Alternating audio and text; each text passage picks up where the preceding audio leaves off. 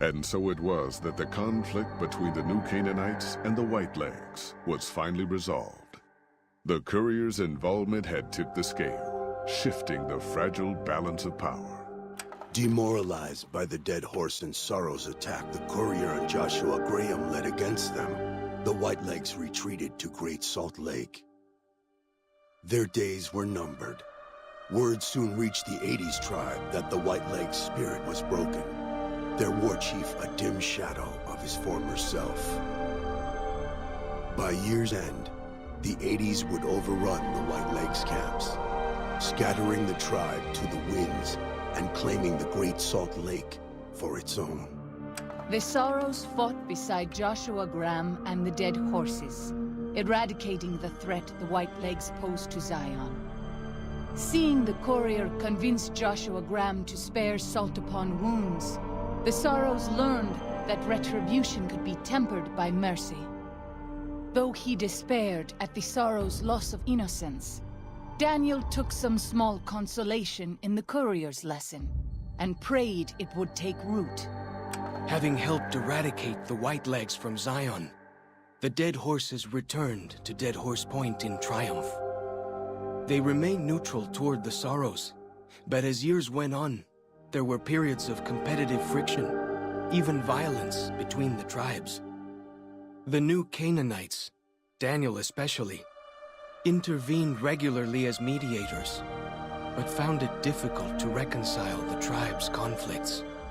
The defeat of the Whitelegs in Zion marked a turning point in the fortunes of the Happy Trails Caravan Company. Every 2 months, the caravan met with the New Canaanites in Zion Valley to trade.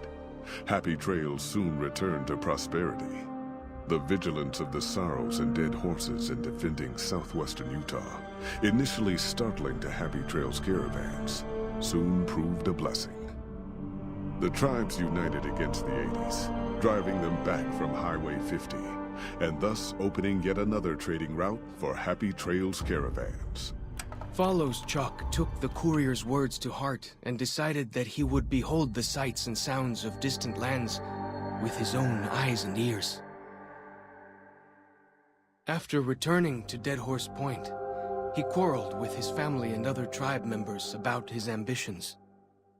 One morning, they awoke to discover that Follows Chuck had set off alone, westward, into the wilderness. He was never seen again. Waking Cloud was distraught when she learned of her husband's death, but took comfort from her tribe and the compassion of the New Canaanites. She forgave Daniel for having concealed her husband's fate from her, and learned to accept his fate. When her grief faded, she took a husband from the Dead Horse tribe. At her bidding, he stayed close to home. The threat of the Whitelegs ended. Joshua Graham helped the Sorrows and Dead Horses tend to their fallen comrades and secure Zion. The courier's words had stayed Joshua's wrath in his darkest hour, and in sparing Salt Upon Wounds, he was changed.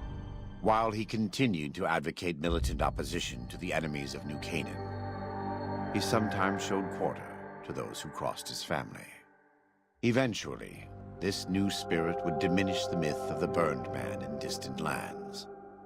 A small price for the peace it brought to Joshua Graham. For years after the defeat of the Whitelegs, Daniel did his best to minister to the Sorrows' spiritual needs. Try as he might, he could not hold back the tribe's increasing militancy and reverence of Joshua Graham. Demoralized, he returned to his family and Dead Horse Point. His failures haunted him for the rest of his days. And with that, the courier walked out of the history of the tribes of Zion and back to the gathering storm of the Mojave Wasteland.